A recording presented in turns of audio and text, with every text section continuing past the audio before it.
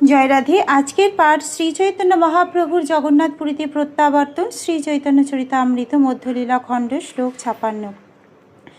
এই বাণীনাথ রহিবে তোমার চরণী, যবে যেই আজ্ঞা তাহা করিবে, সে বাণী আত্মীয় জ্ঞানে মোরে সংকোচ না করিবে, যেই যবে ইচ্ছা তবে সেই আজ্ঞা দিবে। প্রভু কহে কি সংকোচ তুমি নহ পর, জন্মে জন্মে তুমি আমার সবংশে কিঙ্কর।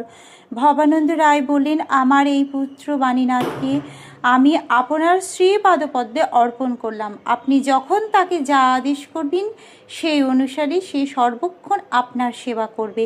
হে প্রভু, আমাকে আপনার আত্মীয় বলে মনে করুন। আপনি নিঃসংকোচে যখন যা ইচ্ছা হবে সেই আদেশ দেবেন। শ্রী চৈতন্য মহাপ্রভু তখন ভবানন্দ রায়কে বললেন, তোমার সঙ্গে আমার সংকোচ কি? তুমি আমার পর নও, জন্ম জন্মেই সব অংশে তুমি আমার দাস। দিন 5-7 ভিতরে আসিবে রামানন্দ, তার সঙ্গে পূর্ণ হবে আমারও আনন্দ। এত বলি প্রভু তারে কইল আলিঙ্গন, তার পুত্র সব শিরে ধরিল চরণ। তবে মহাপ্রভু তাকে ঘরে পাঠাইল, বাণীনাথ পট্টনায়কের নিকটে রাখিল। ভট্টাচার্য সব লোকে বিদায় করাইল, তবে প্রভু কালা কৃষ্ণ দাসে বলাইল। 5-7 দিনের ভিতর রামানন্দ রায় এখানে আসবে এবং সে এলে তার সঙ্গ লাভে আমার আনন্দ পূর্ণতা প্রাপ্ত হবে। এই বলে শ্রী চৈতন্য মহাপ্রভু ভবানন্দ রায়কে আলিঙ্গন করলেন এবং তার পুত্রদের মস্তকে তাঁর শ্রীপাদপদ্ম স্পর্শ করালেন। তারপর শ্রী চৈতন্য মহাপ্রভু ভবানন্দ রায়কে তার গৃহে পাঠালেন এবং বাণীনাথ পট্টনায়ককে তাঁর কাছে রাখলেন। সার্বভৌম ভট্টাচার্য তখন সকলকে বিদায় দিলেন। শ্রী চৈতন্য মহাপ্রভু কালাকৃষ্ণ দাসকে ডাকালেন। প্রভু কহে, ভট্টাচার্য শুনো ইহার চরে, দক্ষিণ গিয়াছিল ইহ তোমারও সহিত। ভট্টথারি কাছে গেলা আমারে ছাড়িয়া, ভট্টথারি হইতে ইহারে আনিল উদ্ধারিয়া।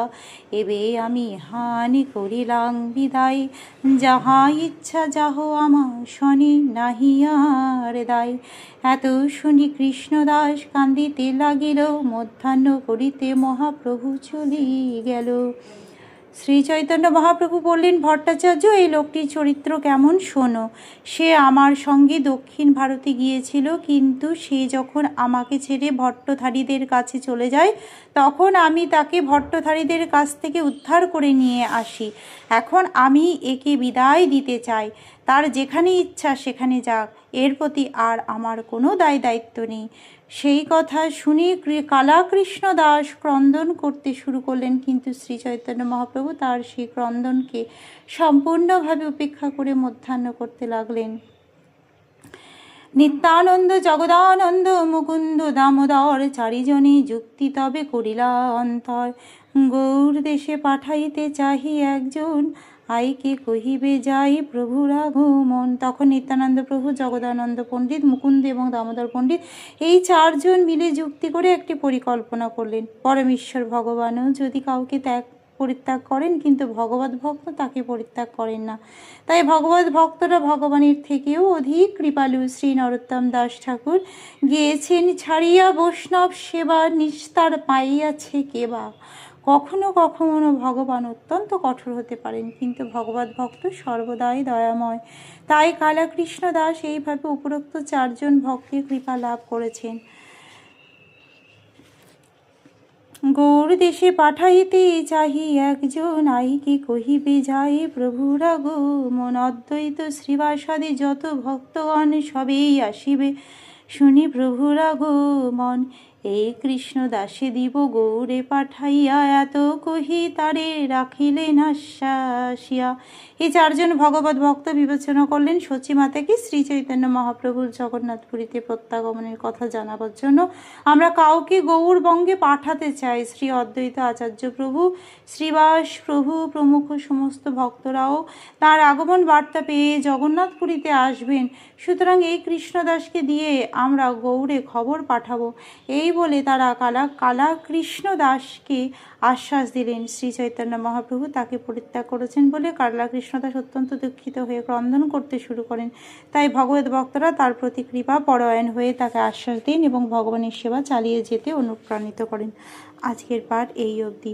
ভজ শ্রীকৃষ্ণ চৈতন্য প্রভু নিত্যানন্দ, শ্রী অদ্বৈত গদাধর শিবসাদি গৌর ভক্ত বৃন্দ।